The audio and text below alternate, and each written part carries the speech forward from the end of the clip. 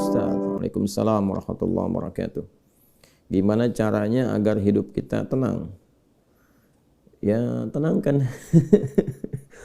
Gimana caranya agar hidup kita tenang? Tenangkan. Anda kenapa sampai nggak tenang? Nggak tenang itu kan perkaranya bisa karena berbuat maksiat. Ya, orang berbuat maksiat, berbuat salah itu pasti nggak tenang. Atau karena, mohon maaf ya, terlalu banyak terbawa oleh urusan dunia.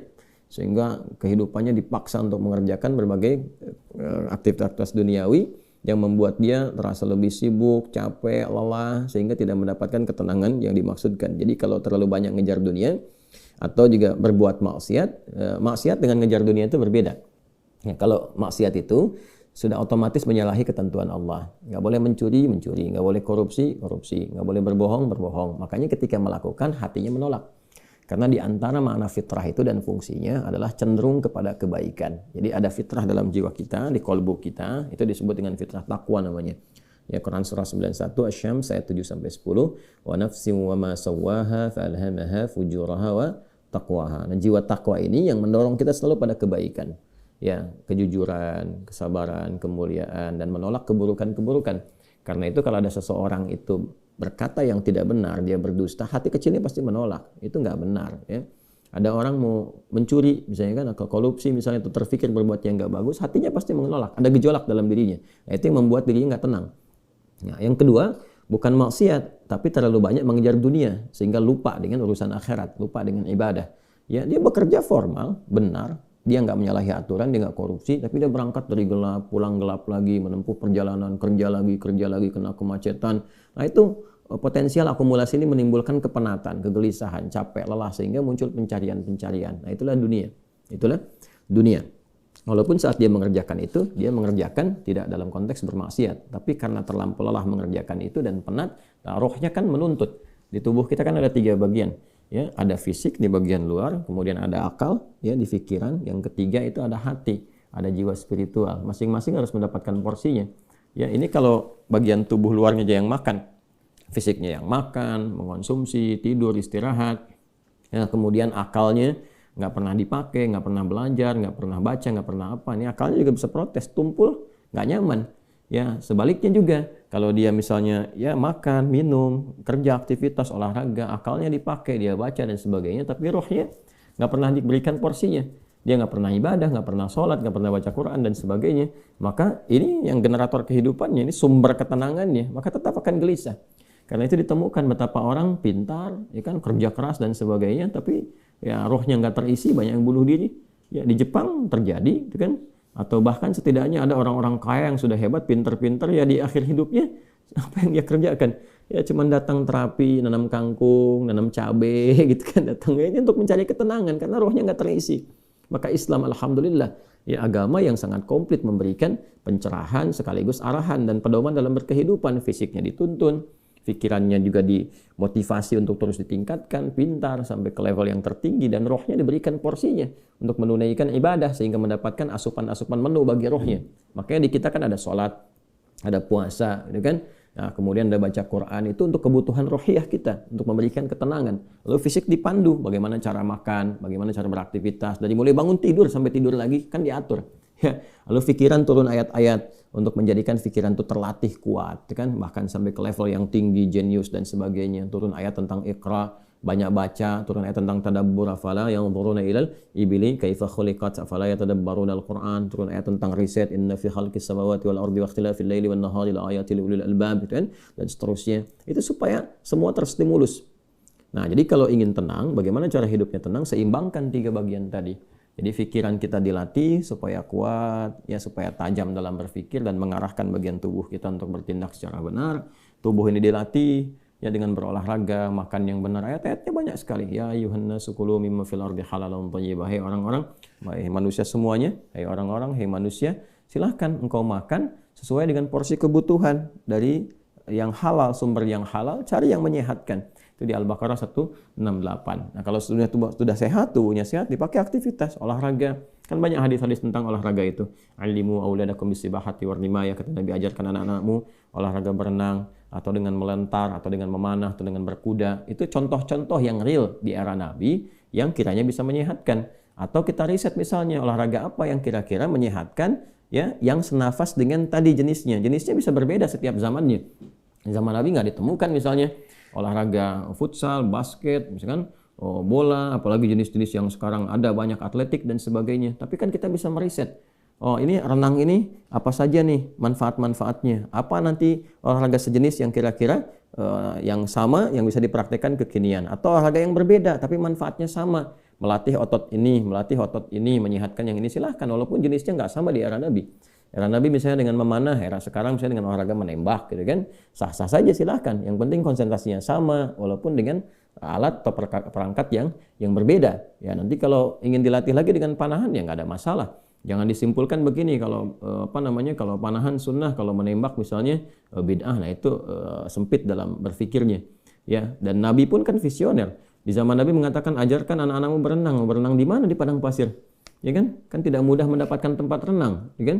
Nah, tapi kita tarik ke sekarang kan itu visi yang panjang. Kalau di riset, di berenang ini adalah olahraga yang menyehatkan otot ini, otot itu, untuk cedera, untuk saraf kejepit, untuk macam-macam misalnya. Nah, itu sesuatu yang bisa kita riset, lalu kita bisa keluarkan jenis-jenis baru yang mengambil dari manfaat itu. Itulah riset.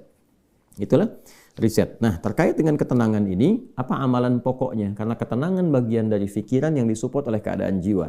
Jadi intinya di kolbu. Ketenangan itu intinya di kolbu. Jadi kalau kolbunya nggak tenang, hatinya nggak nyaman, hatinya nggak tenang, itu kebawa ke pikiran.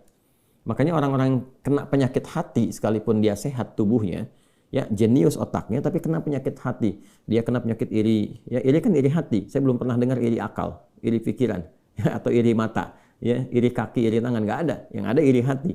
Ya, dengki misalnya, ria, itu penyakit hati semua. Makanya orang dengki, orang hasad itu pasti hidupnya nggak tenang. Ya, orang berilmu, tapi dia kena penyakit hati, iri kepada orang berilmu yang lain, itu nggak tenang hidupnya. Ya kan? Orang kaya, tapi dia pendengki, kaya terhadap dirinya sendiri, ya, dan dia dengki dengan kekayaan orang lain, itu nggak akan tenang. Dia terus pikirin bagaimana melampaui orang itu, bagaimana supaya dia celaka dan sebagainya. Itu yang sangat berbahaya.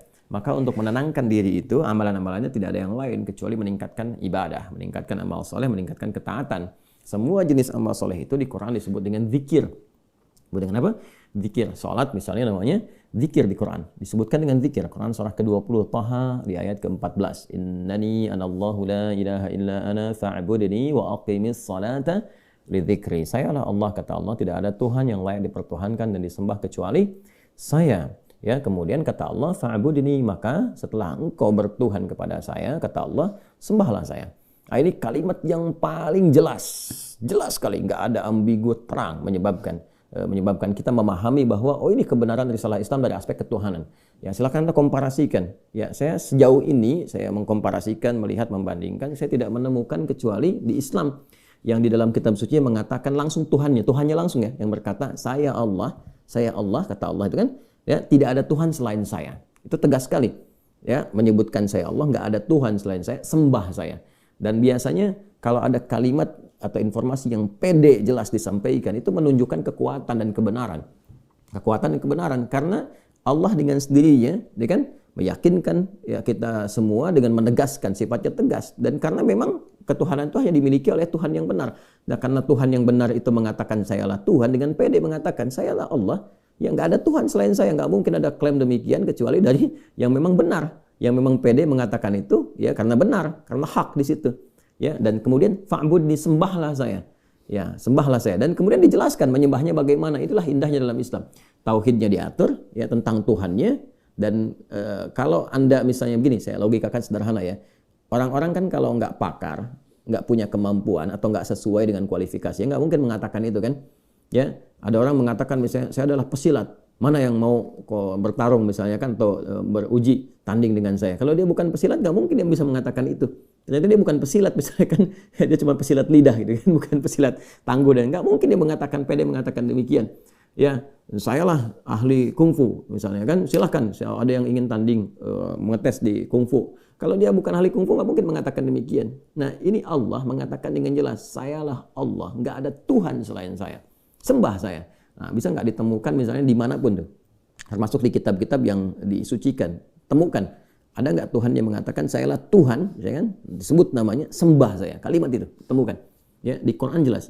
Kemudian fa'budni, sembah saya, wa aqimis shalah, dan tunaikan salat. Cara menyembah saya itu dengan menunaikan salat. Dan diatur. Ini indahnya dalam Islam tuh. Ya, kemudian ditegaskan saya Allah, saya Tuhan. Kemudian nggak ada Tuhan selain saya kata Allah. Kemudian sembah saya. Cara menyembahnya pun diatur, namanya sholat. Cara mengerjakannya begini. Ya, lalu ditunjuk, diutuslah Nabi Muhammad SAW untuk mengajarkan dari awal sampai akhir, dari gerakan sampai bacaan, dari mulai hukumnya diajarkan, ya dari cara menghadap ke arah mana, kemudian bagaimana caranya, ya dari mulai berwudunya bahkan sampai dengan selesainya. Ya ini menunjukkan bahwa risalah agama ini benar. Nggak mungkin kan diada-adakan demikian. Gimana cara bisa merekayasa seperti itu terjadi? Nggak mungkin. Ya ini dari awal sampai akhir dan nggak ada kreativitas di situ. Nggak ada kreativitas dan semua sama. Ya orang Arab demikian, yang bukan Arab demikian. Ya jadi nggak ada ceritanya misalnya di Arab pakai bahasa Arab, di Indonesia pakai bahasa Indonesia. Ya di Indonesia di Sumatera pakai bahasa Sumatera misalnya, di Jawa pakai bahasa Jawa. Tidak. Ya Quran mau dimanapun pakai bahasa Arab. Sholat dengan cara yang sama, menghadap tempat yang sama. Tapi terkait dengan pertanyaan ini, teruskan ayatnya. Wa aqimis sholata lidzikri. Tunaikan sholat kepadaku, kan sebagai zikir. Jadi sholat itu disebut dengan zikir. Berdoa juga zikir. Ya, doa juga zikir. Quran surah ke-7 ayat 205. Wadhkur rabbaka fi nafsika tadarruan wa khifatan wa dunal jahri minal qaul, dan berzikirlah, berdoalah maksudnya. Zikirnya doa. Ya, berdoalah, mohon dengan sepenuh jiwamu, dengan ketenangan, gitu kan? Mintakan kepada Allah dengan penuh ketenangan. Dan mohon dengan kekhusyuan, mohon dengan penuh harap supaya dikabulkan. Nah, silakan cek, bukankah saat berdoa itu ada ketenangan? Anda punya masalah, alih-alih Anda curhat di media sosial, gitu kan? Nah, kemudian Anda arahkan untuk berdoa dengan cara yang benar, Anda ke kiblat, wudu, minta dengan khusyuk. Bukankah saat berdoa tenang? Ya kan? Bukankah saat sholat itu Anda lebih tenang? Ya kan? Bukankah saat Anda baca Quran lebih tenang? Nah, baca Quran itu disebut dengan zikir karena Qurannya disebut zikir. Quran surah ke-15 ayat 9. Inna nahnu nazzalna dzikra wa inna lahu lahafidhun. Kami telah turunkan Al-Quran sebagai zikir. Nah, Anda itu kalau baca Quran kan lebih tenang. Apalagi kadang terjadi begini, sedang punya masalah, terus kita buka mushaf random, acak tuh dibuka begini, tiba-tiba ayatnya sesuai dengan masalah kita gitu. Nah, baru baca aja udah tenang keadaan jiwanya. Ya, udah menyebut nama Allah baru bismillahirrahmanirrahim, sudah tenang. Ya, Quran surah ke-8 ayat kedua, innamal mu'minuna alladzina idza dzukirallahu wajilat qulubuhum wa idza tuliyat 'alaihim ayatuhu zadatuhum imanan wa 'ala rabbihim yatawakkalun. Jadi orang beriman itu kalau disebutkan nama Allah ada getaran konfirmasi di jiwanya, dan kalau dibacakan kepada ayat-ayat Allah bertambah keimanan. Iman itu kan sumber ketenangan. Ya, makanya iman itu berasal dari kata al-aman. Ulaika lahumul amnu, kan? Ya, alladzina amanu wa lam yalbisu imanahum bidzulmin, ya ulaika lahumul amnu. Orang-orang beriman itu kata Al-Qur'an, dan kalau imannya benar, maka akan mendapatkan ketenangan dalam jiwanya. Nah, ini kalau dibacakan Quran ada ketenangan dalam diri kita. Kita dengar orang lain baca Quran aja udah tenang, apalagi kita baca sendiri, ya kan? Apalagi misalnya zikir. Ya, zikir. Pasca salat kita berzikir kan, amalannya disebut zikir. Itu membuat kita tenang. Subhanallah, alhamdulillah, Allahumma antas salam, istighfar. Quran surah ke-4 An-Nisa ayat 103. Fa idza qadaytumus salata fadhkurullaha qiyaman wa qu'udan wa 'ala junubikum. Kalau Anda telah tuntas mengerjakan salat, maka berzikirlah. Ya, subhanallah, alhamdulillah, Allahu akbar, Allahumma antas salam. Ya, dari astagfirullah dulu awalnya, kan? Nah, itu membuat diri kita lebih tenang, lebih nyaman. Nah, itu semua amalan tadi disebut dengan zikir. Karena itu disimpulkanlah di Quran surah ke-13 Ar-Ra'du di ayat ke-28 ketika Allah berfirman, ala bi dzikrillahi tatma'innul qulub. Yakinkan pada dirimu. Ala itu harfu taukid, bukan hanya ikhbar. Huruf untuk menginformasikan sekaligus menguatkan informasi yang disampaikan. Saya tegaskannya, kata Allah, yakinkan pada dirimu dengan meningkatkan zikir kepada Allah, maka akan cenderung berdampak tenang kepada jiwa. Nah, jadi kalau Anda ingin tenang, saya ingin tenang, kita ingin tenang, gampangnya tingkatkan zikir.